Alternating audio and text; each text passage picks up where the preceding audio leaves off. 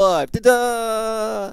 Yo! So this is our first Drugs.God.Music podcast in a long time. We didn't mean to take summer off, but we did because me and Jeremy were really busy, basically. And there were times when I wanted to do it, and he couldn't. And there was times that he wanted to do it, and I couldn't. And that is what happened. That's kind of the deal. And, 9/11, we had to come back. Yeah. Oh, yeah. Good I call. guess it is 9/11, huh? Isn't it? You know, it was crazy. I live in Boulder, and there was this horrible flood on 9/11, like 14 years ago or something. And then gonna give this like is McKenna our more of a genetic field. The Earth gonna be on the same wavelength. this is our buddy Tyler. That I have been. He is He's also our watched lawyer, our so stuff to a if certain anyone degree. has any concerns, you reach out to him. And I do know a lot and about we drug have law. been in some correspondence about an article that Yeah. he just wrote about the basically drug policy and specifically ketamine.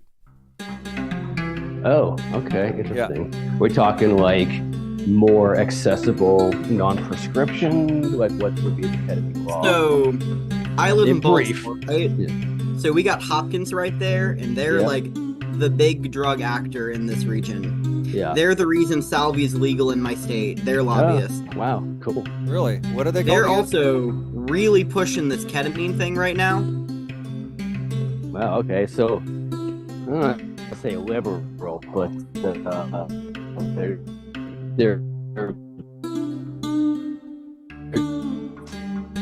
Uh-oh, we lost Jeremy. Yeah, you're glitching a bit. Yeah, he can't. Source. That guy cannot sit still. I It always adds some visual interest and spice to the episodes, though, so I vibe with it. There you go. Yeah. Yeah. If you want a podcast, video cast, whatever they're called, that is nice and clean and professionally done, you need to go somewhere else. yeah. I guess I was kind of curious. So Hopkins, as a gigantic mainstream medical center, is taking maybe not universally accepted tack on those things. Is that accurate to say? Yeah, that's cool. And Hopkins, I live here, I know people who go there, so like there's a lot of talk about psychedelics generally. Yeah. But salvia and ketamine are ones they can get funding for. Yeah. That's John Hopkins. Yeah. Yeah, they And do all the so- psychedelic research. I know they do a lot of it. Yeah. I mean, not all of it, but they are a major player in Yeah. psychedelics research. But as part of this pushing ketamine, I'm at the point now where I'm scrolling through Instagram and I'm getting ads. Get off your SSRIs and take ketamine treatments. Transform your bad mood into positive vibes with ketamine therapy. So they're casting a very broad net for potential purchasers for this medical ketamine. Yeah, interesting. I will obviously talk more about that. Have you experienced ketamine? Yeah, Not that one in particular, because it's almost killed a couple of people close to me, and it's generally fucked up like Gen Z raver psych culture. Oh, wait, sorry, I missed something. You're saying there's a particular kind of ketamine that you're referencing? No, I was saying ketamine in general is... Oh. I mean, it's a beautiful drug. I haven't taken it because of the negative impacts I've seen on people close to me. Oh, gotcha. All right, well, cool. Maybe we can kind of present Yeah. a different model. And all right, I cool. like your episode on ketamine because I'm like, oh shit, these are two stable adults who are talking about their medicine. Oh, It's yeah, not that just people who are also doing meth and heroin. that Yeah. matters. That is something I noticed was that, like in your paper and from talking to you, and it totally makes sense, is that when it comes to ketamine, you're coming from, and you're younger than us and more in, around young people and ravers more than us, basically, that when you think, tell me if I'm wrong, but when you think ketamine, you're thinking about people like doing it at parties and stuff. Yeah. Definitely. Yeah. And I think part of my concern is, so also living in Baltimore, we were kind of the epicenter of the opioid crisis. And there's absolutely you get hurt in a sport injury, we're going to prescribe you Oxycontin. And then people who would never have bumped into this stuff kind of fall into addiction. I think ketamine has the unique specialty of being one of the only addictive psychedelics. Yeah. So I think it's... Yeah. Huh. I mean, the way Hopkins is presenting this, ketamine might be a lot of people's first introduction to the psychedelic experience. Because there are people who will never do a drug if it's illegal, right? There's just that personality type exists. Yep. This is a socially sanctioned way to meet this. And the first thing these people are going to encounter is ketamine in the context of people who are trying to get money from them. Good way So to put it. you're saying they're basically just pushers. Yeah, well, they're pushers of a beautiful product that needs to be in society, but if they push wrong, they're going to do a lot of harm. So there's a balancing Yeah. act that needs to be found. You know, I always had this, and I've always had this theory that as society becomes more out of balance in different ways, the issue is that I'm kind of saying this esoterically, but I always do. So human consciousness needs to progress, stay ahead of that curve, right? If we're fucking up the climate, we have to be smart enough to come up with solutions. If you start to use a drug that's addictive, you have to learn how to deal with it safely and I'm understanding what you're saying now. Yeah. Right, like so you basically, and we do this all the time. If you drive a car that has poor statistics for survival, you have to learn how to do it safely. You have to study, you have to practice. But when it comes to things like drugs or sex or I don't know, whatever, especially when you get into meditation, you talk about breathing or walking, you're like, what is there to learn? Nothing. And that's not dangerous. But point being is, you then have to show up to the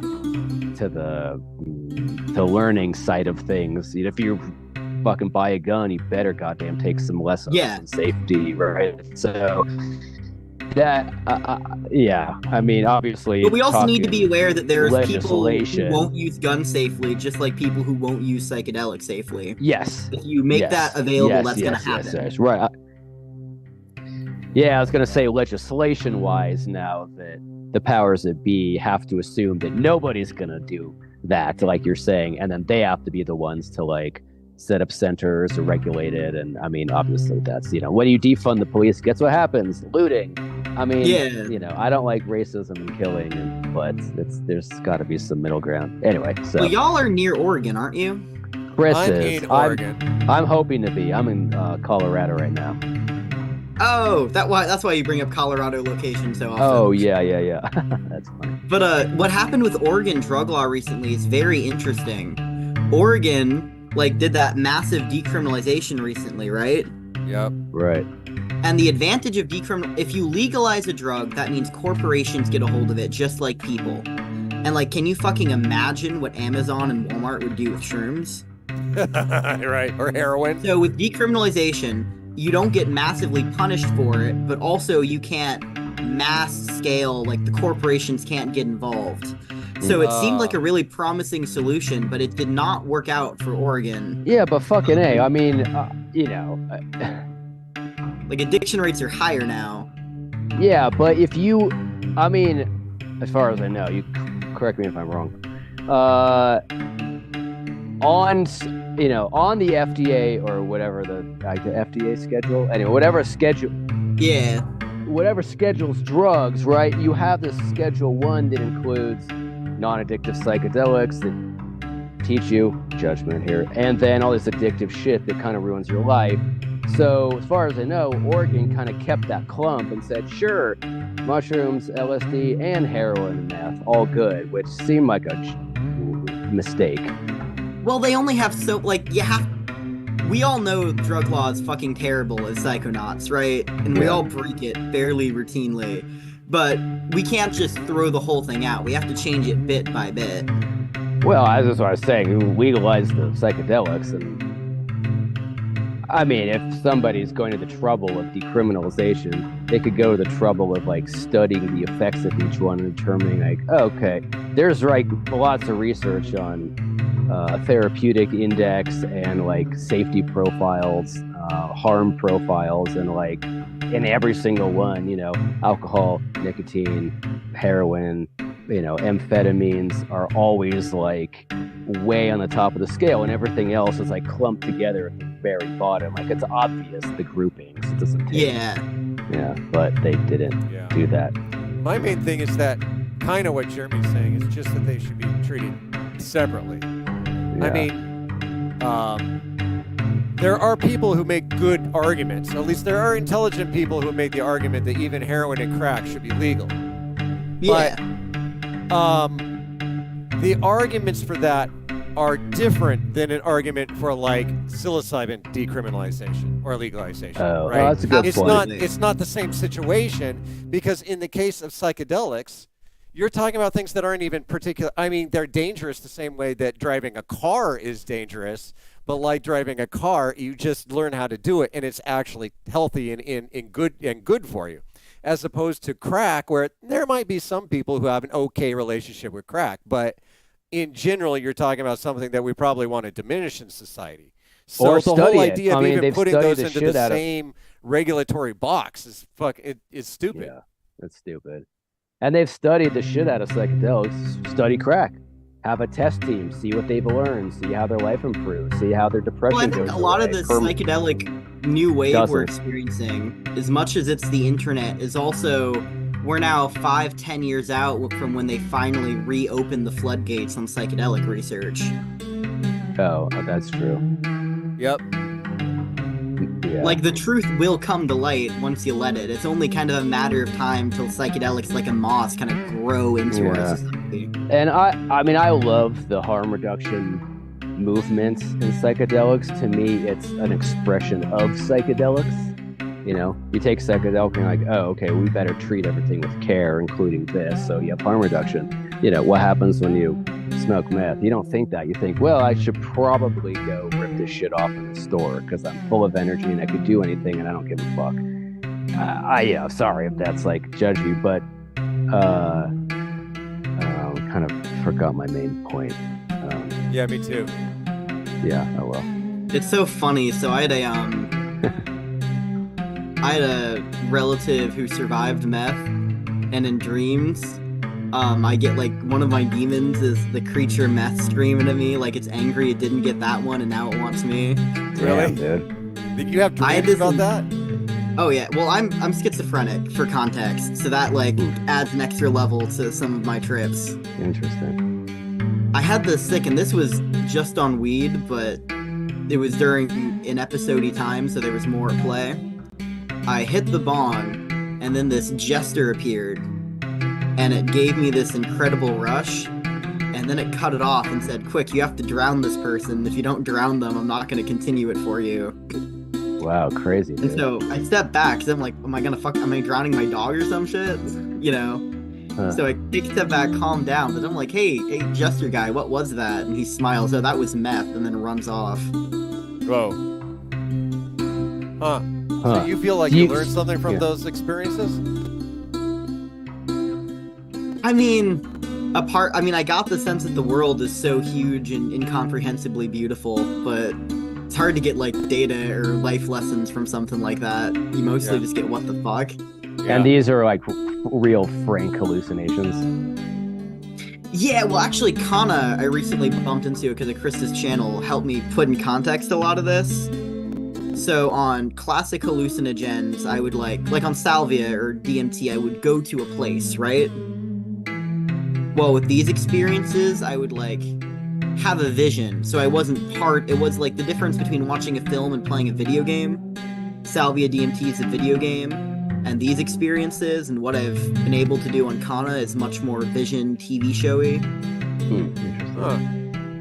I also thought it was interesting. I listened to your Kana episode, and it doesn't seem like y'all are experiencing the symptomology that really makes me appreciate that drug. Yeah, why don't we Maybe talk about Chris, that? not You me. mentioned that in one of your emails. Like, Kana is really a different thing for you, huh? Yeah. Well, first of all, Kana by itself is very uninteresting to me. But when you combine it with weed, or I haven't combined it with any psychedelic except Amita, because that's the one that's legal and sold right next to my school. Oh, Animated Muscaria. Yeah. Uh, But taken with either of those, I have like crazy vision quests.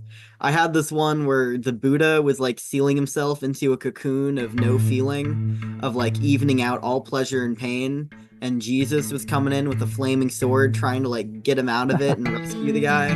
Wow, interesting. So you said Amanita and cannabis, is that the two you combine it Yeah, with? So even on cannabis, it heightens the psychedelic aspect. of cannabis. Yeah, Yeah, yeah. absolutely. Interesting. Because we all know cannabis is like casually psychedelic. yeah, you Yeah. could say that. It's kind of like a multiplier, like in one of Chris's old drug classification videos. Weed. Canna. Oh, Kana. Yeah, Oh, let me Kana. think about that. Yeah, so the Yeah, I one agree. I took that one down actually. The one about mixing. That one I felt like, oh, I remember what it was. Is that at that point I had dreams of monetizing my channel, and yeah, that didn't go well. But what I did is I went through and the ones that I felt like were the most explicit, like the most The you ones that know. would look horrible to the censor scrolling Yes, through. and that one, the one where I say, "Hey, everybody, you should be mixing like psilocybin and and salvia and marijuana all at the same time." Like, if there's anything I've ever said that or could get me in trouble, it's probably that. It's funny, I love salvia, but I don't do it anymore because she said, don't fucking come back here till you get off weed. Really? So I Yeah, came back interesting. after that. And I smoked a really tiny dose, and she was like, "Boy, what the fuck did I tell you?" I was like, "Okay, I'm sorry, I'm sorry." Damn, dude. Tyler, I read this, and maybe you would like to read it. I read this great book. I studied shamanism for a long time. Oh, that's so cool. And, anytime you talk about altered states, in some framework, somebody might start to include pathological states like schizophrenia, right? Which is, What's a pathological state? so pathos means like bad, bad, I guess. That's can't remember the exact translation, but pathological would be like a problematic alternative to norm, Gotcha. right? So you talk about trance states, psychedelic states, meditation states. Those would be like But beneficent. also, like, pure rage would be an example of what you're talking about. Yeah, right. Yeah, sort of. Yeah, in a purely psychological. So you have these three categories. So let's say you have a psychedelic person, someone on some medicine who's having visions. You have someone not on a medicine, like meditating or deep breathing or other trance methods, having some vision, and then you have somebody with some kind of psychopathological schizophrenia, such, right? And so this book was really saying, well, are these similar or not? And the punchline really, and you kind of made a lot of reference to it, is the difference between a trance state and a problematic psychological state is simply in the degree of positivity or negativity. I like how they. Yeah. What's the name of this book? Well, I'll find it for you. I can get your contact from Chris. Merci beaucoup. I would love. Yeah. And just because this is obviously something that you work with, but I like that. They're saying, if you, regardless of what you're doing, regardless of the headspace you're in or the visions you're having, if something's getting better, then that tends to be a one class. And if you feel bad, if something's getting worse, then that's kind of in this other class. And obviously there's a gray area, especially I had a friend who had pretty severe multiple personality disorder. And, after working with it for decades, a lot of the person's a lot of the personalities were meditating, and she ultimately felt like the whole thing was affording her a greater spiritual awakening than normal. So I'm so happy you vibed out like that for her. Yeah. So anyway, I just you being schizophrenic is interesting because it's a Venn diagram with psychedelic states and with other kind of altered states of consciousness. Have you worked with it? Do you? I mean, and only share as much as you're comfortable. Is it a pharmaceutical kind of management or meditative? So, or how do you? When I first started realizing that, oh shit, this is real. Yeah. I treated it with escitalopram and eventually also bupropion. So I never jumped into like the anti-psychs. What do those do? What they did was they reduced my anxiety, and that really stopped, like, not being in episodes of panic gave schizophrenic moments the opportunity to open. Oh, gotcha. Because the way it often worked for me is I would be in a agitated state, either extremely positive or extremely negative. And, like, the opportunity to interact with something schizophrenic would arise, like something would sparkle, like in those old, like, 90s games, you'd click on the thing. Oh, interesting. And eventually, as I clicked on those more and more, it became a little less optional. Interesting. Oh. So it's almost like... What were you sorry. Oh, sorry, go ahead. Well, I was going to say, so it almost sounds like it tacked on bipolars or extreme highs or lows or whatever you might call it. Yeah, it might have. Or something like that. But I got the anxiety down, but those medicines also, the most notable side effect is they like took away my ability to feel most negative emotions, including like sadness, fear, unhappiness. And over a long enough period of time, that didn't work very well. Oh, and now I'm mean a that little became more a stable, problem? and I'm off escitalopram, and I'm on a lower dose of bupropion. But I think, honestly, my addition of canna, because I found out that a lot of antidepressants are actually derived from canna, might be playing some of the role that some of the medications I've dropped off of.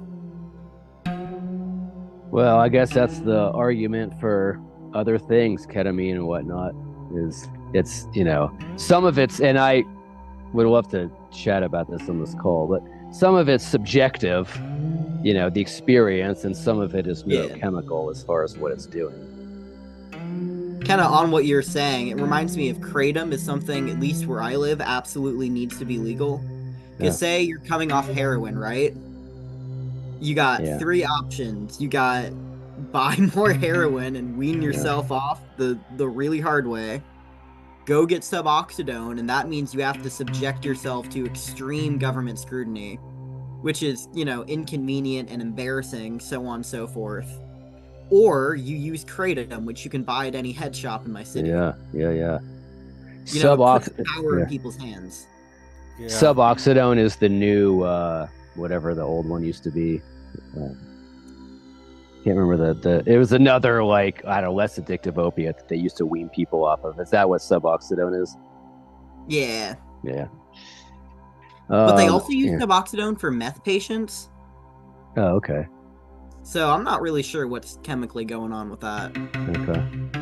Interesting. I'll be right back. I'm gonna grab some more water. Oh, okay. Sure.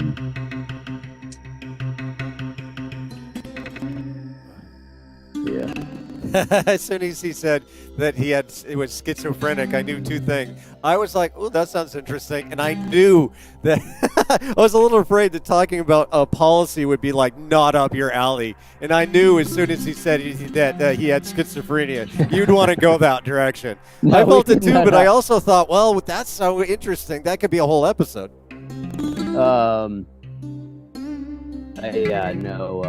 Policy. I've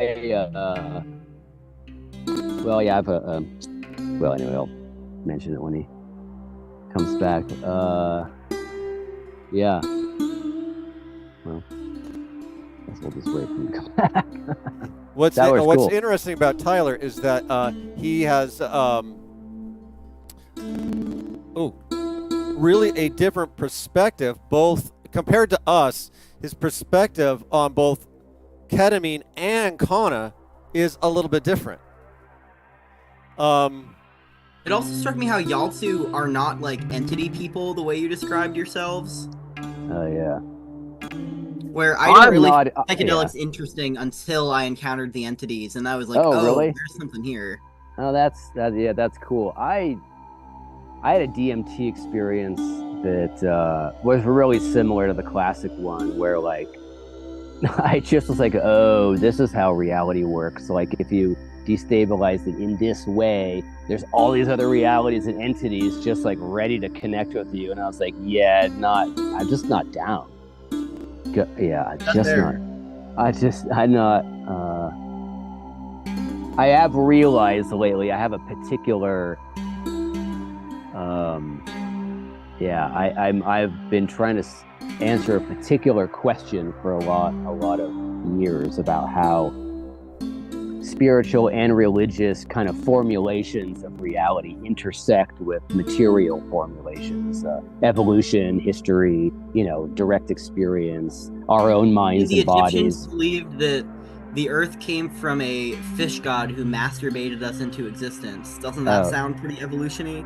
Yeah, well, I mean, it's creationism, right? So, yeah, or maybe the semen is the word, and the masturbating is God's prime, And I think the truth is, it's all of these metaphors intertwined into one, because it's the thoughts of genius visionaries, prophets, shamans from generations past to us into this weird intermingled package. Totally, absolutely. And in the last year, I've been like kind of involved in Christianity unexpectedly, and now I'm kind of starting to, I don't know, challenge some of it to say, okay, that's all fine, but you can't keep going back to the Bible. You have to look at the world around you and consider the intersection. And that's what intelligent design tries to do, which I haven't studied yet, but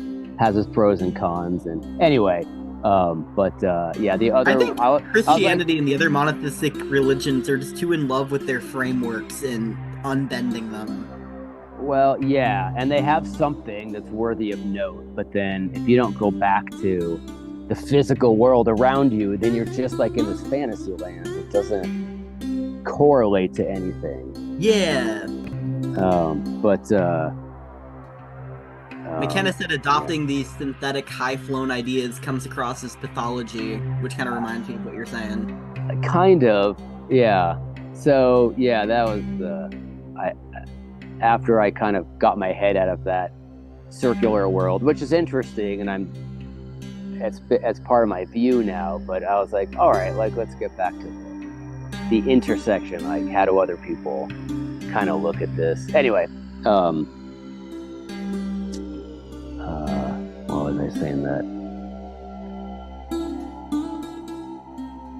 Getting lost in these kind of conversations is so fun. Oh yeah, my point being is that this reality is enough for me. When you add like all other possible realities in those entities, and like I don't have the bandwidth to start studying them too.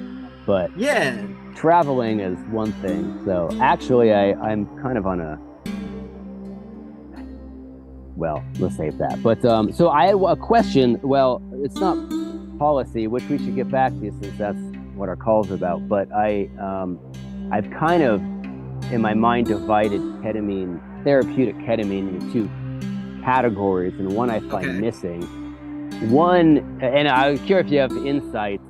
Although, yeah, I suppose this is on a regulatory level too. I find from a medical perspective, as it comes through, practitioners and clinics and whatnot. Well, I guess maybe there's three. One is the hardcore allopathic perspective, which is take the ketamine. I'm sorry you're going to get really dizzy and kind of unconscious. It's a side effect, but your depression should go away for a while, and it's really helpful. Like fully taking the spirituality out of it, making it as pill medicine as possible. Yeah. Number two is have fun traveling. part of what makes you feel good. And if you maybe are aware, then that's going to help you feel better for longer. And number 3, which again, I've never gone to a clinic, so I might be making this up, but no one's told me otherwise. Yeah. And I haven't looked at it. Number 3 is, okay, the ketamine space, like every psychedelic space, is a whole world. How do you engage with it? How do you learn? It's like lucid dreaming or something. Like, how do you work with it? That's the real explorer. And it's almost like of your depression, that's the side effect, because that's kind of a side effect of, let's say, unconsciousness or unhealthy living or something that's not going right anyway. The truth is, awaken in this space, and now you have full consciousness to work with all the time, and that's going to keep you more resilient. And depression just doesn't exist because it's not a real thing anyway. It's a lack of something else. So I don't know if it correlates to legislature at all. Well, certainly probably not that. But anyway, that in my mind, also that you hadn't done it before, I was kind of presenting this. Yeah, I mean, that's model. really why I emailed Chris, is because, like, you know, I surf in psychedelic waters, but I haven't done this one, so I'd like to get the take of someone who's used it healthily before I, you know, push this out into the legal world to be cited and read and so forth. Well, I guess if the mystical traditions have any wisdom, basically you have to be old, nerdy, washed up, have kids, be too busy for anything else. Then if you use psychedelics, you just don't have time to get addictive, and you're probably gonna like do a bunch of writing and then like talk to your friends about it, but you don't have many friends because you're old, and so there's no problem. But if you're a kid and you're having fun, then it's a problem. Maybe that's the... I actually think ketamine, it is weird how ketamine is people take it at parties. I do not understand that. Well, I do. Ketamine to me is like the it is the least party drug of every drug Well, I've I've been ever told taken. music sounds really good on it. Yes, it does. That is true. Fuck But yeah. if I love listening to music while on ketamine. But I don't like playing music on ketamine, and I'll tell you why. I don't like opening my eyes and like actually I do take walks, but like it's pretty introverted and you're not coordinated. And the idea of being on a dance floor on ketamine doesn't sound fun at all. That like, I mean, there's a good example where,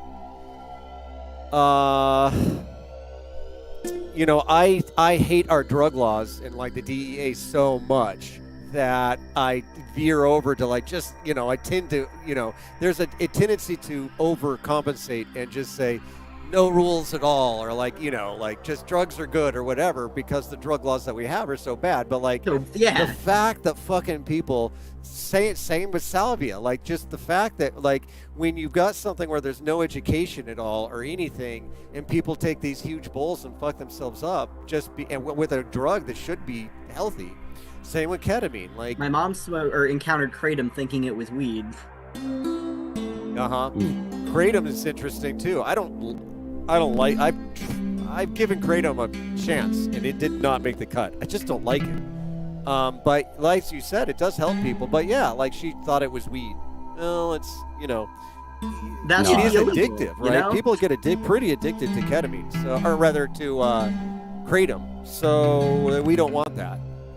I will say I had one in what I've only done it a couple times, and the first time I did more than I expected. And this is ketamine you're talking about? Oh, kratom. Kratom, gotcha. I use it off and on just because, I don't know, it's novelty. But I did, first time I went to this tea house and bought a couple 8-ounce glasses, and then when I came home, I felt it, but all of a sudden I got really, really dizzy and kind of like disoriented. So I laid down, and I really had this teaching because maybe at the time I was stressed or I was too busy or whatever. And, you know, as an opiate, it's kind of doing the opposite. So it really like pushed me into a zone of like, chill the fuck out. Here's what that looks like. And, you know, if you can, anthropomorphizing like it. what But if you can did it. examine your, yeah, kinda. I suppose like anything else, if you're already like excited and energetic and and stimulants are your thing, well, it's not really necessarily teaching you. It's maybe helping you do what you already are doing better. That's why I love cannabis. Is it's so flexible. It's either gonna let you go where you want to go, or it's gonna force you to come back to center. But a lot of things and psychedelics do that too. You But can pilot cannabis more than you can pilot the alcohol high. yeah, right, exactly. Yes, that was my argument for ketamine's. That word pilot's good. How do you do what for? Where are you going? What are you trying to get out of it? Are there intentions? Like, what's the mechanism? If you're gonna fly a plane, there's a lot of controls, and you have to know about wind and whatever, the atmosphere. So that's I guess earlier when I mentioned harm reduction, I guess that was kind of my point, is that you have these cultures that or these drug cultures that by definition are including harm reduction, and then these ones that in and of itself should indicate the classification between one and the other. Yeah. And I mean, that's a quirk of the modern age. We've always had drug law, whether or not it was written down or socially enforced. You know? True. Yeah, that's a good I point. think that something Chris was saying about the DEA kind of being a demonic entity. Everything the DEA does could be I'll buy done that. by the FDA, right? That's the Demonic Entity Association. But like, if the DEA's duties were subsumed by the FDA, it would also force us to conceptualize of them differently. Like Chris has mentioned, like traffic laws or like food safety, which I think is a clear analog to drug. Yeah. Like, you can't put too much sugar in your product. We know people will like it, but nah, you can't do that, bro. Oh, yeah. You're saying that the DEA would crack down on the FDA being too lenient with unhealthy policies? No, I'm saying that the ideal world, we get rid of the DEA and give all your duties to the FDA. I was going to ask you that, is just like in general. We could get into the specifics of ketamine in our conversation, but actually, I was just wondering in general, like there's what's realistic and then what's ideal, and between those, what direction would you personally like to see drug policy go? I think if you were just talking about it, so I just formally asked the question. Yeah, I mean, I think pretty much the way it's going, the casual legalization of psychedelics. I'm just reminded. So I went to a weed law conference recently at my school building. Okay. And we discussed, my state recently in 2023 legalized weed, and we were discussing how that went. So, arrest records for black men on weed-related charges actually increased after weed was legalized. Oh, really? Oh, crazy. Now that seems weird, right? Sales Yeah. or what? Because the only crime you can still commit with weed in Maryland is selling it without a license. Yeah. Now you have corporations selling weed, and the fact that people on the street are selling it is now like a direct problem to them. Oh. They're incentivized to support police, harsher punishments, bigger crackdowns on people selling weed.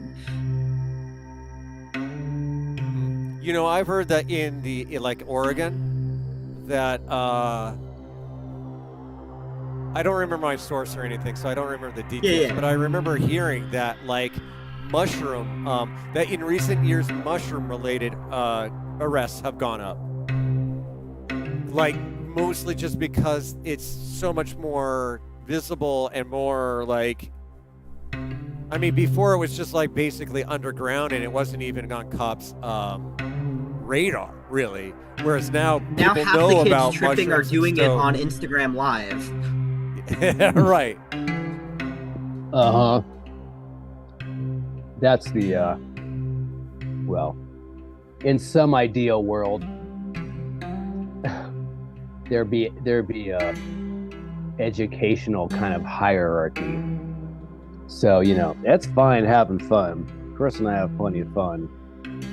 but you know, you just need Ideally, it would be a public service, a government program that introduced and regulated people's access to drugs. We want to keep it out of the hand of McDonald's. You know? Yeah, I'm not sure about government only because then it's, I mean, we've seen in Oregon and Colorado, you know, this is a generalization. Some people that are guiding mushroom trips are, you know, lifelong licensed therapists, psychiatrists.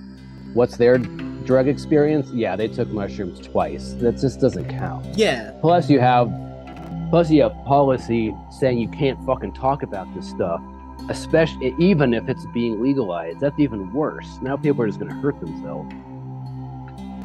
So, but this is also something a regulatory board outside of government could do, right? Oh, that's get a commission together and we go, these people, we will give this certificate that says you're like an actual psychedelic person who can help you, and then we can go, if you don't have that certificate, you go in knowing what they're... Yeah, that is alive and well, or forming, right, in Colorado and Oregon, that kind of thing. Sick. Yeah. I mean, you live in the foreground of psychedelic legalization. It's pretty sick. Oh yeah, you're right. Yeah, mushrooms, they're ibogaine, decriminalized, DMT, right, in Colorado. Mescaline. Yeah, fucking, I hope mescaline has a resurgence, man. That's the real deal. But I've never had a chance to bump into that one. It's rare. We did it recently, and it was interesting. I've only done it that once. How about you, Jeremy? Yeah, I mean, I only once, but we're gonna do it again soon. Hell yeah. And we're gonna do more. I'm curious, Tyler, just to kind of like open the floor to you about, Chris probably better, but I'm not sure I can like ask the right questions about policy, knowing so little about law and whatnot. But what are you tracking? What are you interested in? What are you seeing working or hoping for, or work? Yeah, what's your... So for this specific paper, what I was trying to outline is how we can use the laws and the precedent from the recent victories in opioid legislation against like the Sackler family and all that. We don't even have to use it. That can be the looming threat of, we now have the legal power to fine people for false advertising medicines like this. You want to talk about the opioid thing? I found that interesting. Oh yeah, I can give some more context on that. So if you didn't know, it wasn't Johnson & Johnson. Who are these dudettes? You called it Purdue? Purdue, yeah. So they develop OxyContin, right? And they're making some money, but not enough. So they try to petition doctors to get them to prescribe OxyContin to people who essentially don't need it. They put out pamphlets saying that drugs don't make addicts, just irresponsible use of the drugs. When prescribed properly, it doesn't give a high, it gives relief. Trying to get doctors to, do stuff for high school sports and people with addiction profiles. This is what year? This is like starting in the 90s. Okay, right. And so that really fuels the opioid crisis. All these people getting access to these medications for injuries that could be easily treated with less addictive painkillers because Purdue wanted the money. And tons of suits were brought against Purdue, and none of them held any water until they tried to sue them for false advertising, essentially. Advertising is less addictive than it really was. I think the ketamine industry is walking in the same waters right now. Albeit, ketamine is not going to be as harmful as opioids, point blank. But ketamine, like opioids, has the potential to be harmful. And the ketamine industry is currently advertising ketamine therapy to people who just want, positive vibes, like the self-help book audience. Yeah. And then you've got, what's interesting is you're talking about medical companies. They're, in order to prescribe it, they're using really specific diagnoses, right? Because you're only supposed to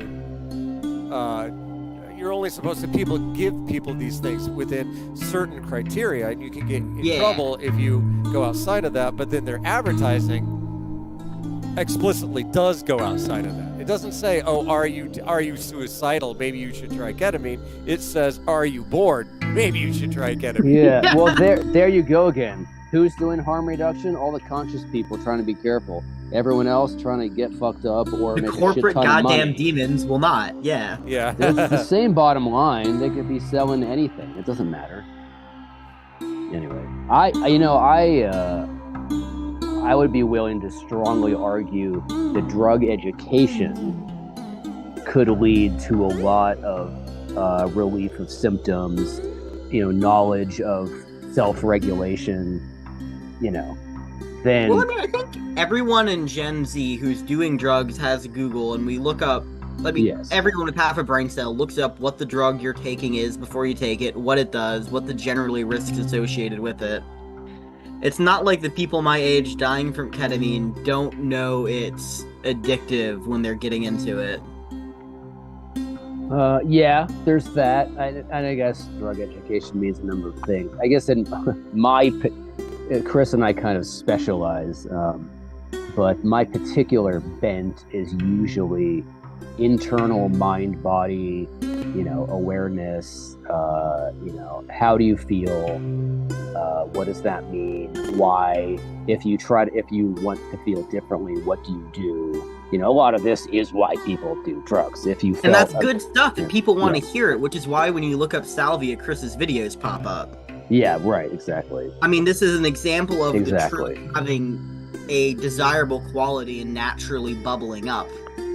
Yeah, right. His channel, it's right. It's all that.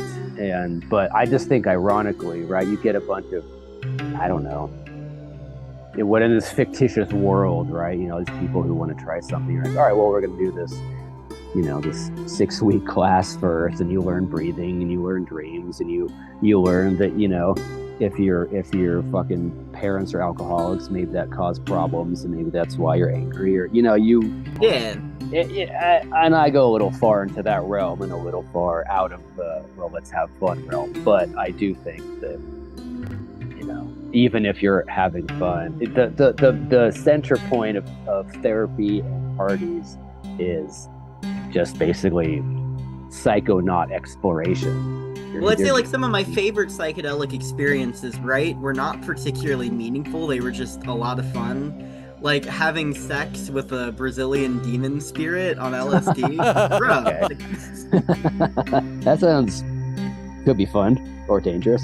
It was both. I didn't learn anything or grow as a person, but what a wild fucking time, I mean, Brazilian women themselves are, let alone a demon woman. Let it alone a demon. Well, it came to me and introduced itself as an angel, but very quickly throughout the encounter, its succubus nature was made evident. But then I was like, well, I'm already here, What are you gonna do?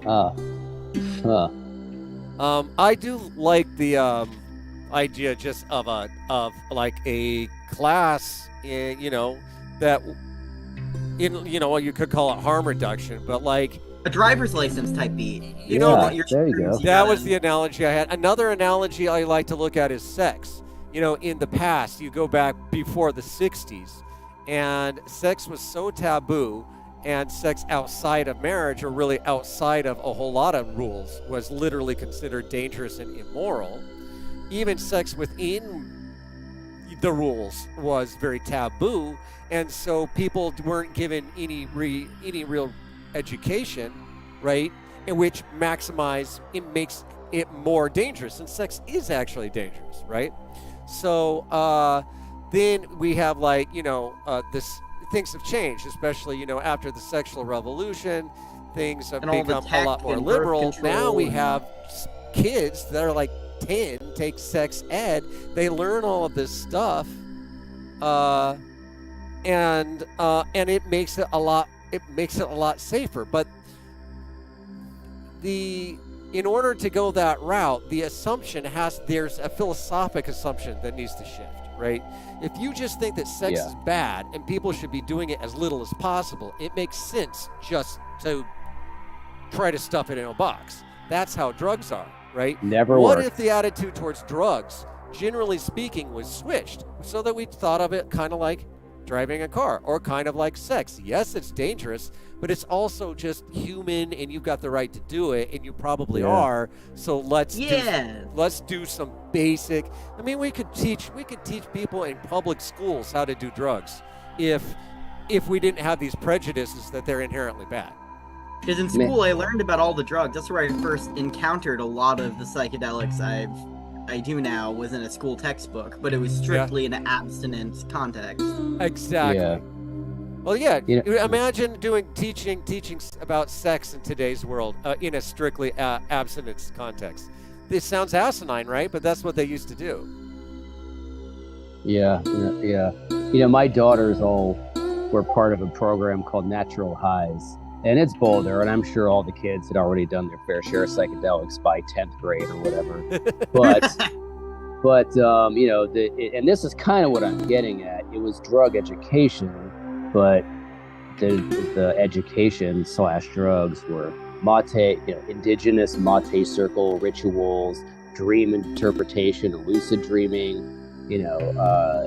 They did so many really kind of sophisticated altered states things, meditation, and on and on and on, which that's kind of what I'm saying.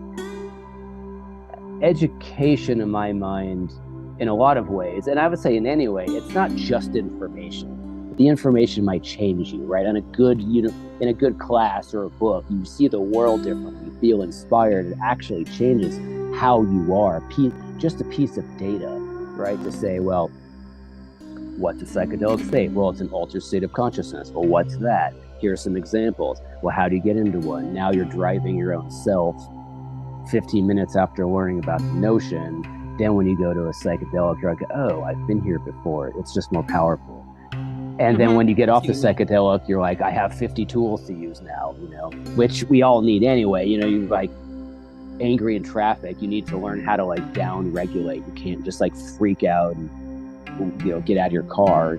So, but to have real consciousness tools, to me, that would be the education, and it would all start to integrate together these very separate realms of psychology, of spirituality, of psychedelics, of, it depends on where you go, human religiosity and spirituality. I mean, all this stuff, it's all in our minds. If you have a consciousness class, then I suppose that would be the biggest heading that everything would fall under. Theory, panpsychism, what is God? What does that mean? All right, let's come up with a good definition. Okay, that works. It's not a white guy, that's stupid, but it's not nothing, You start to conceive of the nature of reality around us before going outside this. And then you have somewhere to come back to. That to me would be this huge growth edge that would then make psychedelics simply part of something, not this like what do we do with it? It's all separated all the time. That I guess Griff was kind of saying that too. I think that's a big part of it. It's always. Yeah, but I think that in reality, 75% of your high school how to take drugs class would be more basic harm reduction stuff. Yeah, and what they For are. the love of God, how don't drive on 3 tabs of acid, kids, please. Well, yeah, exactly. Right. But also, as stupid as it is, they actually need to hear that. In Natural Highs, the kids learned about all the drugs, what the chemicals were, how they interact with neurotransmitters or the body, like what they did. I don't know if they got into dosing and stuff. So, real practical things. Mm-hmm. But then they'd say, well, since we're here, we're not doing those. We're doing these other things. And I never was in a class, but I'm guessing they were, possibly linking states and saying, we'll get there this way. So anyway, it's a wide berth. But I guess it's kind of my same point with ketamine. I mean, if you teach somebody, then they're more apt to grow because A, they've learned something, and B, when you have the experience, you can see it in more detail because you know what's happening and you can work with it better. I agree with you, but I don't think there's this pressure or impetus to like spawn these classes. I think that the psychedelics will kind of take care of themselves. We're in the process of like growing into with co-speciing with these guys. Yeah, agreed. And as like the floodgates are open, and dude, Pandora's box is cracked. Totally. And we know what's coming. We've seen the psychedelic. Once more and more people, and it's already happening, start kind of turning their head to it, it's inevitable that this finds its place in our society. It's gonna crystallize and chill. I think the question of it is how fast does it happen, and how many people get hurt in the process on the way there. Yeah, and also who wins and who loses, you know, in what I mean, like when we get into the economic stuff and policy stuff. Who makes the money? Who makes the money, right? Yeah. That's always there. And which is why I would like psychedelics to be ideally mostly worked on, procured, given by the government, because that takes out the profit incentive that I think does not gel with these guys. Oh, okay. I like that. Weed tolerates being sold. Mushrooms would throw a fucking fit. Have you seen the trip reports of Salvia's take on being sold? Oh no, what's that? I've seen a couple trip reports talking about like buying it during the craze in the 2010s.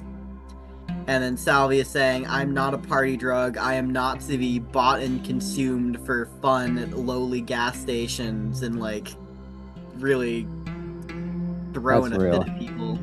And maybe this is what you meant, but my take on what you said about the psychedelics will take care of themselves is I thought it was funny. You get something as powerful as psychedelics. I mean, I guess obviously you can repress it to some degree. The rest of us do whatever the fuck we want, but you can repress it to some degree. But as soon as you open up the floodgates, well, at some point the humans really aren't in charge anymore. The psychedelics start to get in charge, and now you have a real. Can I interject and just mention that somebody commented when we were talking about the education and stuff and drug education and for children is basically what we're talking about, or younger folks. Somebody mentioned that they did learn, well, quote, how to alter my consciousness in the first grade. So I assume that's like meditation or something. But that's an interesting point. That at least... What the fuck? Are you American? Because they didn't do that where I lived. Totally. Well, maybe it's a 12-year-old in our audience. But I mean, definitely just regular meditation. I mean, we're living in a world where even sober meditation is controversial in some circles. And just the fact that has changed in the last 30 years is a plus. I mean, meditation reflexes that same submissive muscle that high psychedelic states do, and that terrifies the shit out of some people. Yeah. Yeah, and when you say that, it makes me think of two things. One, there's some kind of ideological aversion to it, which could be religious or cultural. And then number two is, and this is kind of goes back to part of why Chris took down his video, I think, is when you talk about something, people don't instinctively think that there's almost like this assumption there's an off and on switch. If you sit down to meditate, you're going to lose yourself, or all your feelings are going to rush out all of a sudden. Or if you're going to quote unquote take acid, you're just going to be lost for 4 days and wake up, in a lake somewhere. There's the idea of actually using these things as tools and dosing, or it kind of seems the fear is so extreme. So of course, when you're mixing things, well, of course you're mixing a full dose of everything, because why, which is ridiculous. But I'll be right back, guys. Okay. Anyway, yeah. So you said you were writing a paper. I mean, obviously you've been involved with the stuff beyond that, but that's your current kind of project. Yeah, well, so I'm in law review at my law school. I work on like a journal, mostly as an editor. But they're allowed to go, hey, you need to write an article, and we need it in a week. Oh, cool. So I got the email at like 2 a.m. one day, and I'm like, oh shit, I know a lot about ketamine. Oh, cool. And I got a 40-page one coming up soon that I'm working on, and the idea is like tribal governments and whether or not they could just let refugees in on their own outside of U.S. permission. Interesting. I also wrote one about how emojis are being used in contracts right now to accept and deny them. Huh. And courts are like having a lot of trouble because they don't know how to read these images. Oh. And so I'm going, every emoji has like a literal definition attached to it in the Unicode. We could just use that. Yeah, and that's what that paper's all about. Okay. I suppose that point is pretty clear. It's funny, I have seen, I think it's like, when what's his name, Facebook dude was on trial. The Zuck. You have real smart lawyers and aren't always that tech savvy, so talking about some of these things can get challenging. So obviously you're working on a number of things, and you're very bright. It's really fun to interact with you. I'm so glad you've gotten the chat with y'all. Yeah. By the way, I'm gonna have to bolt to catch my train in 4 minutes. Oh, okay. All right. Okay, well, cool. You better go. Yeah. Actually, one thing is, maybe we'll have you come over again sometime, and I would be so down. Yeah, maybe we'll do that sometime. We are going in the direction of having guests as often as possible. And when you were taking a pee, when you were peeing, we were talking about it. So it's on the thing. Anyway, your relationship with schizophrenia, if unless that's too personal, but that sounds fascinating. So we would love to talk about that. There's some wild stories in there. I'll tell you one real quick. The wildest schizophrenic experience, and this one happened in a dream, is that I ended up in a black void, and then I just stayed there forever until I became one with the universe and all that. You're gonna love ketamine. It was like the most painful way of doing that possible, because I sat there for what I perceived as days and weeks, just slowly deconstructing every aspect of myself. I was trying to entertain myself by thinking every thought possible, counting as high as I could think of, trying to replay every moment I could remember in my life until all of a sudden I just faded into nothingness. And to wake up from that, I've never felt more like Jesus rising from the dead. Yeah. Huh. Interesting. Kind of look like him too. Well, yeah, right. Your skin's too white, but that's all right. We'll pass you on that. No, the Europeans made him white. It's canon now. Well, that's that. It's canon now. It's canon. Yeah, it's their canon now. Well, anyway, good luck with the rest of your day. Thank you so much for having me. Best of luck with y'all too. Yeah, and thanks for reaching out to me. It's always fun when somebody does. Have a chill one. I love your art, Chris. You're a vibe. We'll talk later. Oh, real quick. If you ever find yourself tripping in Vegas again, go to the Venetian. Okay, I will.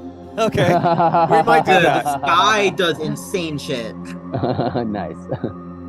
I was thinking that might be the next trip, so because it's cheap and it's it's fun. So. Yeah, we did it that once, and we had a great time. But I watched my Las Vegas video just the other day again, and I have to say I am really proud of it. Even though it could be better. The biggest problem with it was good. The source video was the trip itself. To tell you the truth, I didn't take enough drugs, and I'd already been in Vegas for 2 weeks, and I had a good time. But when I was editing the video, I almost had to pretend that I had a better time than I did. You actually spoke about that that was kind of a theme during the shoot. If I remember correctly. Oh, in the video. Yeah. A little bit. I had a good time, and a thing that I was working on that trip actually was missing out on life's opportunities. And it kept on coming up. I really wanted to do the roller coaster in the New York. Okay. And I looked at the price, and it was $20. I was like, wait a minute, I can do that. And then But then I was just naturally like, whatever. Even though I really wanted to do it, and I thought it'd be great for the video. Then like I went back over and I tried to do it, but it's like, wait a minute, this is too hard. I don't want to do. I was tripping, and it was too hard to even figure out. But then later on, I went by a store that specialized. It was like an Italian cocktail bar that specialized in like Negronis, and they had all of these. It's the only place I've ever seen this. They had all of these great big like flashy signs for Campari, right? And then, but again, I was obviously I'm gonna go get a Negroni at the place, right? I even go in and talk to him, but then he was like, it's $20, and so I was like, whatever, I'm on drugs, I'm not gonna do it, and then I regretted it, right? So that became the theme kind of that I was working with, is like just willfully missing out on life's opportunities. Yeah. When life gives you a Negroni in Las Vegas, given to you by this guy with this thick Italian accent, always say yes. That's funny. Anyway, I see you as a person who is more likely to do that. And I see me as a person who's less likely to do that and then regret it. Oh, I do not see it that way, actually. Oh, really? No, maybe we're both old and boring. Maybe so. Tyler's cool. Yeah, dude. Tyler's true. Don't forget, we're still going, by the way. No, I know. So I was gonna say, do we want to do a belated kind of check-in? I'm sure there's other topics I have milling around. Sure, go for it. Well, let's see. In reverse order, kind of still working on a big life change, moving state, changing careers, buying and selling property. Well, it's just out at the coast. Actually, hold on. Sometimes the way I take notes is I send you a ton of texts that you don't answer, and then I go back and read them. That's good source material for the show. Is all the texts I didn't bother to reply to. Yeah, okay, I see. I went talk about non-duality, and then oh yes, I know. So I mentioned this earlier. Well, anyway, as far as checking goes, that's kind of it. I was taking my kid to college. We were out on the coast, and life is changing. It's kind of midlife, right? It's kind of maybe a classic midlife. What I've been doing music has been good, but I did it partly because I had to make money, and now I realize I'm not really happy in my current life. But I have continued studying, and last we spoke, I was still kind of studying about Christianity. Studying about Jesus, studying about the Holy Spirit, and then studying about healing, faith healing, which is like a gift of the Holy Spirit. I come from kind of like a healing lineage and my family and whatnot, so that's kind of an ongoing interest. As usual, I was like, well, it's not really my culture, and so I decided, well, I wanted to take a break from studying Christianity, which is interesting but kind of circular, can be, and I want to see, how do other people grapple? This is kind of what I'm doing now. How do non-religious or even non-spiritual people grapple with the notion of God? Right? How do they grapple with it? And so I kind of have these categories. One is kind of religious.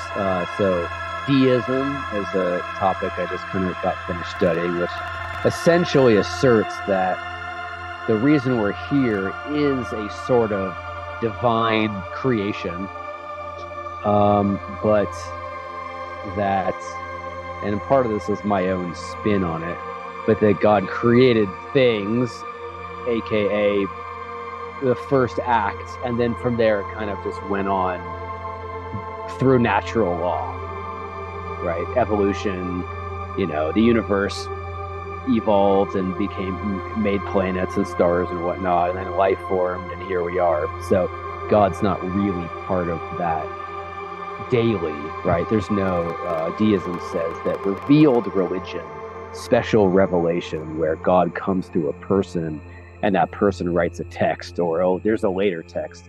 That's really a man-made thing, and also a complication of the idea that really, that's, as they say, I don't totally buy this, but as they say, if you just use your God-given reason, then you can perceive God through his works, which is everything we're living in, the natural world. So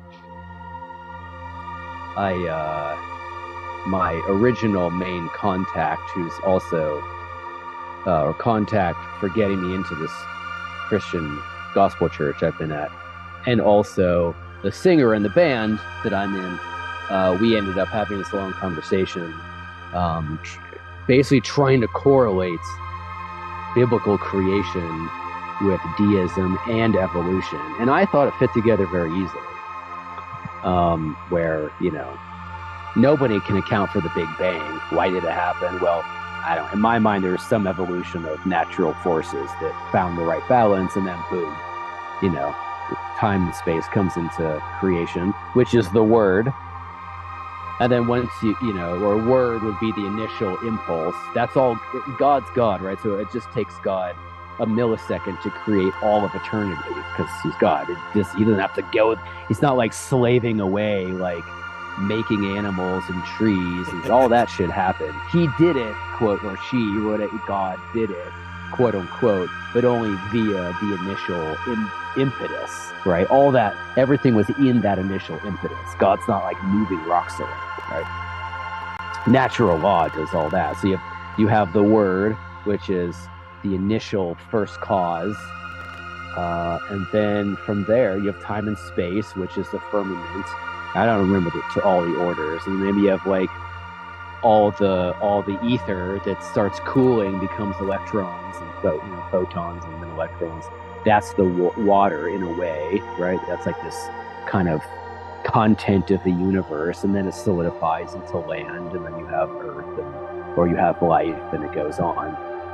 And then JP, the singer, his point was that God, which I didn't really know this, in his view, Christianity states that God has given us our own dominion. Otherwise, we wouldn't have free will, but we do have free will, which means we have our own dominion, as he calls it.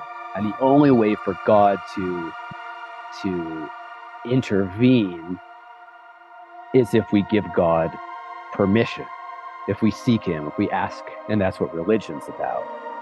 So now you have this, so it kind of fits together really nicely. Now you have this deistic God that created everything. Evolution is totally, a coherent part of it.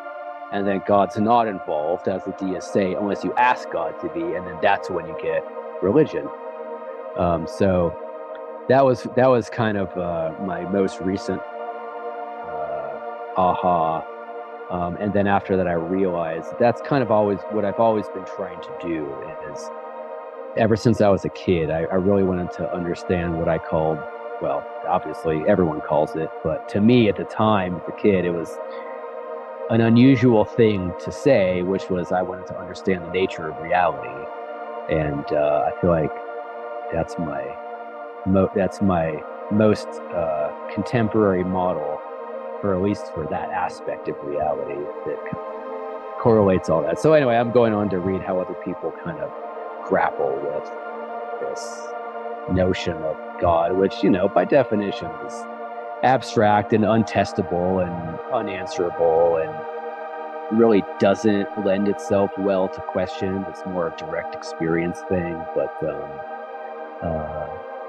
a lot of people, well, necessarily in their model, they have God and they have nature, because, I guess you could have like people, but nature is kind of, you have the universe, but for argument's sake, that's nature too. It's this physical world and then this like unknowable kind of spiritual world. And so, yeah, I'm looking into how they're fitting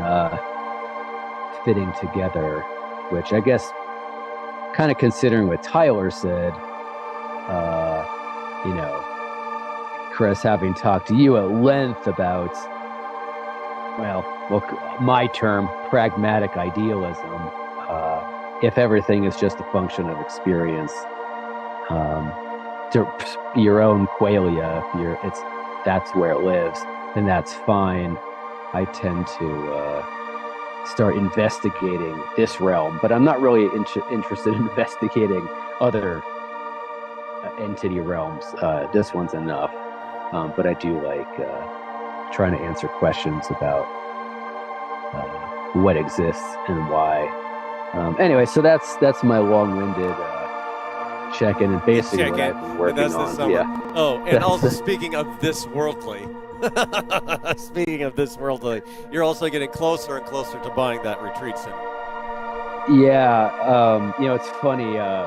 We found it like a year ago, and we've had lots of speculations and ideas and plans and whatnot. And as I'm sure lots of people can relate to this, I realized that not until you get close to the moment in which you have to make a decision do you really know what there is to decide. So as we get further in the process, what we thought was just go A to B, we now realize it's A prime, A prime prime, A prime prime prime, A.2, A.3, and then B.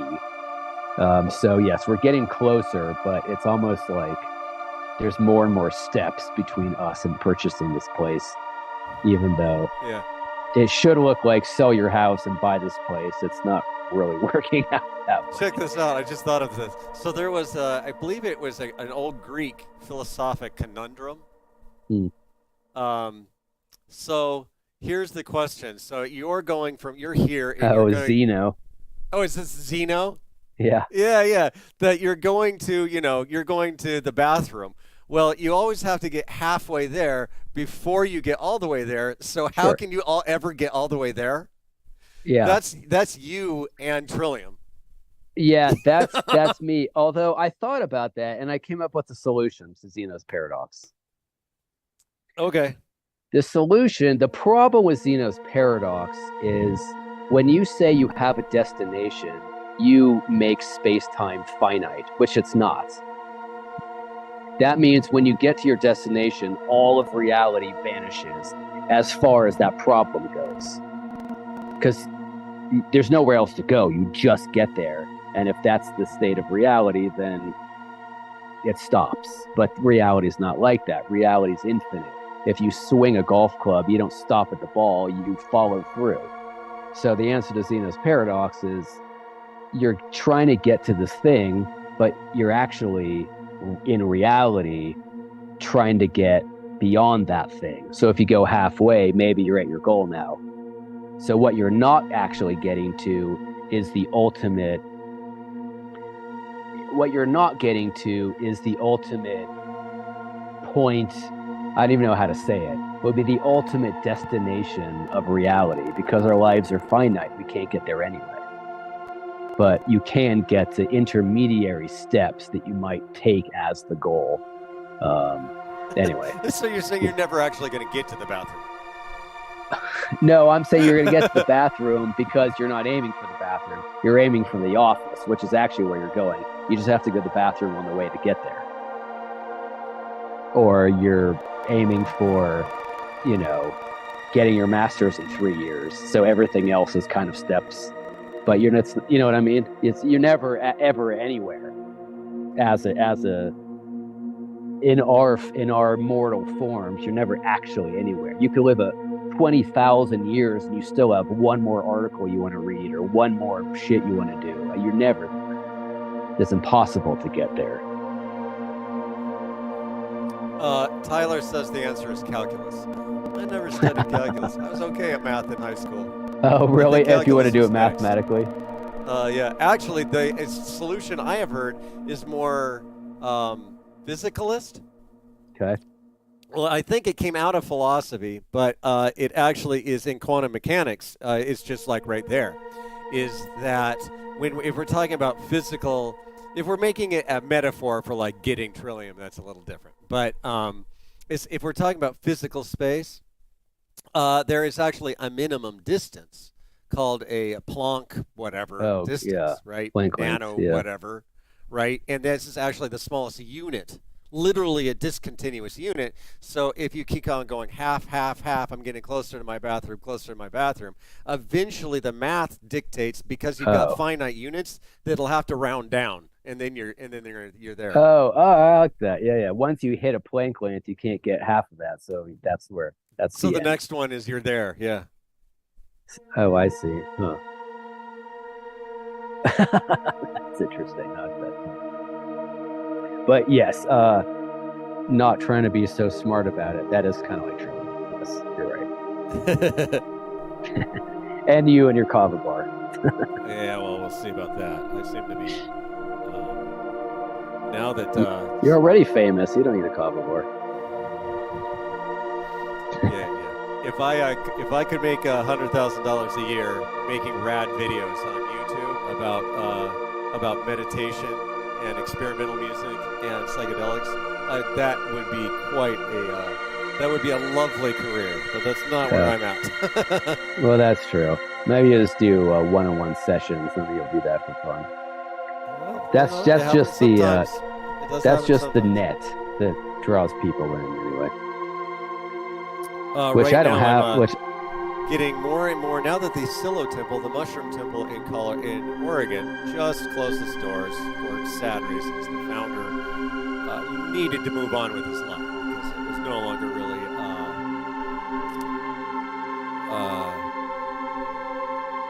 sustainable in his life, basically.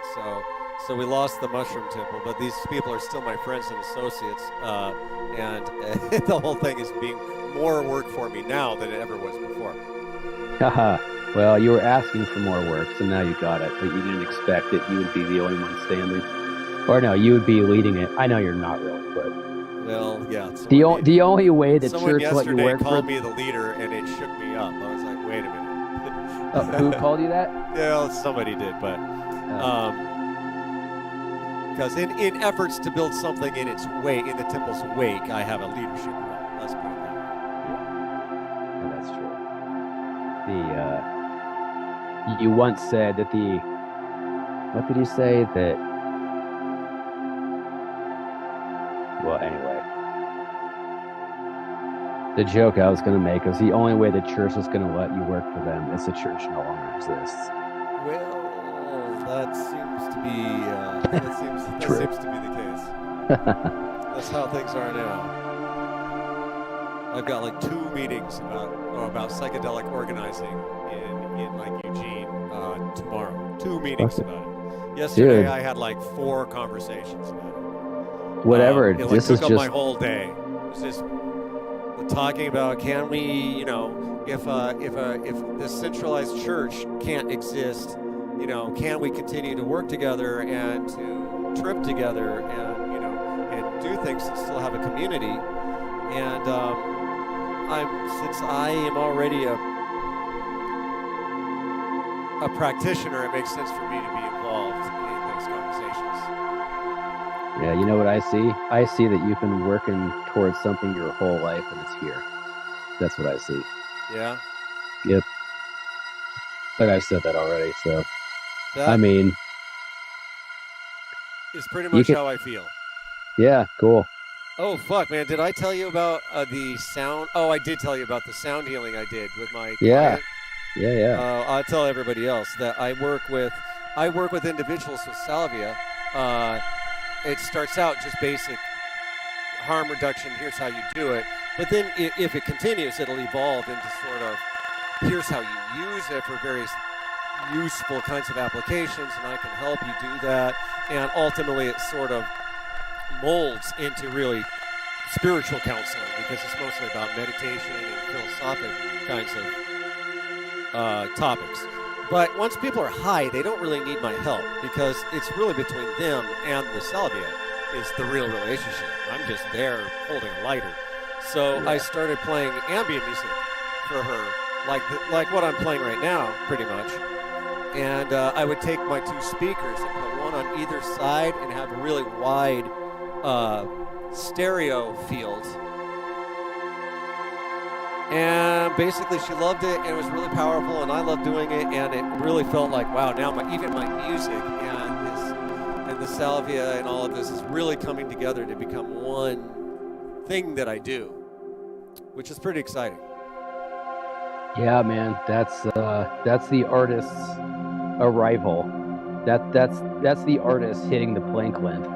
Is this synthesis of all these disparate parts.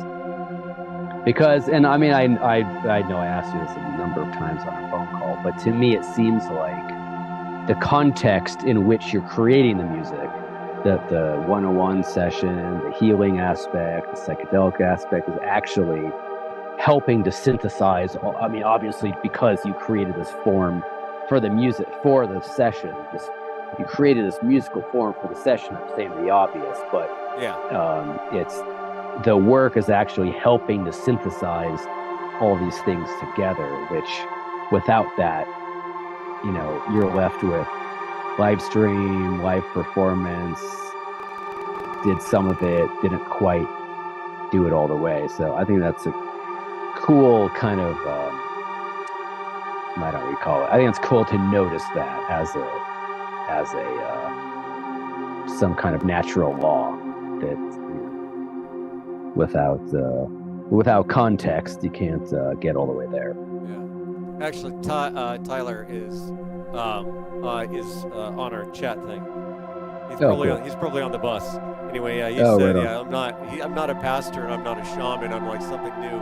That is something I struggle a little bit with. I'll call myself a psychedelic practitioner sometimes, just to leave it vague. But I do not like calling myself a shaman. I'm really not comfortable with that. Not just for like racial reasons, but just like literally, it's not how I identify, and it's not my training. Yeah. No, I guess when we were talking about shamanism and altered states and healing and mental states, there's a shamanic element, which that can be, I think, used very, very generally, which I think shamanism really illustrates the, what do you call it, the kind of ultimate synthesis of all of the highest human kind of potentials, right? There's a direct experience with God, so much so that you can affect real change in the world, and the change you're affecting is helping people, but from this divine source. It's like this ultimate kind of thing. Because you know, I have lots of people that are tapped in spiritually or can achieve those states meditatively, but aren't really maybe doing anything that constructive with it. Helping other people, maybe they'll learn how to do it, but healing is really particular. So it's shamanic, especially with the music, but you're not accessing spirits and whatnot. So, but like we were talking about, entities aren't my thing. I am actually getting curious about that. I've got a friend, maybe we'll have him on the show, that like has had a lot of UFO experiences. Okay. And I am interested. I'm thinking about, well, the two of us have talked about maybe when the weather gets better, like next summer, like doing like a field trip, because this is what he has done, is there'll be these like retreats where people will go and see UFOs, and potentially even sober. Wow, maybe even not sober, sober, but also sober. Oh, yeah. All right, that sounded fucking crazy. Yeah, and well, he says they're sort of like always there, but you have to put the intention in. And so the main point of even having a destination is more the intention of, we're going to this place to go see UFOs, and I am open to this possibility right now, and then that's what makes it happen. Yeah, just make sure it's not Starlink, because that kind of looks like a UFO. Oh, well, yeah. That's interesting. Yeah. Well, this is a good flourishing of things. Your work's happening, our shirt stuff is happening, you're meeting interesting people. We're having him on the show. I'm basically just thinking of quitting my job and living in the woods, so I'm not sure what I got going on. But you seem to have a lot of cool shit going on. Things seem to be, I am busy, but things do seem to be going pretty well. Yeah. What's your, well, maybe you already did it. Was that your check-in? Yeah. I would like to do another, I don't really want to talk about it, but I tried DXM for the first time a couple weeks ago, so we should talk about that sometime. Oh, yeah, okay, you've done it once so far, right? Yeah, I suspect I'll be doing it again. At the time, I gave it kind of a bad review, but the fact that it's legal means you can't just ignore it. I mean, it's like it's the psychedelic elephant in the room. You can buy it on Amazon. Yeah. So, because the little research I've done kind of had me keeping this in mind as far as, I don't know, safety profiles and like overall, health impact. It seems fine. I would like to do more research on it, but I don't know. I'm getting contradictory things on it because I've read over and over it's pretty safe. I've read that I've read that it's safe, but then I go over to the Reddit page and there's people who are serious about DXM and they take certain health threats seriously with it. So I don't quite understand what this is. Maybe it's dosage dependent, or how often you use it. Maybe Yeah. But to me, I mean, it's pretty unique, but the closest is definitely ketamine. I'm working on a video on it. I forgot about that. I shot a lot of it, so I'm going to put out a video about DMX. I hope. I haven't put out very many videos at all lately. I just haven't had time. I'm sitting on tons of video, but editing and doing everything else takes time.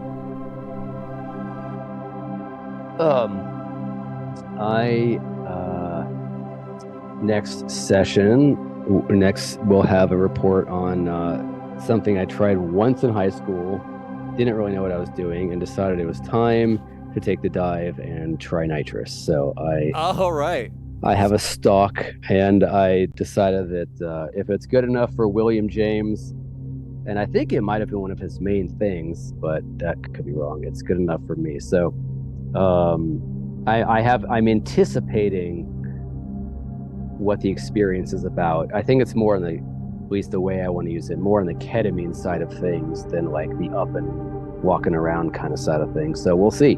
But let you know. Well, maybe we should call it a video. We've been going at an hour and a half. Yeah. So that's fun. Sure. Yeah. Why don't we call it a video? Right. So anyway, thanks for participating, everybody. We'll see you later. Cool. In stream now. All right.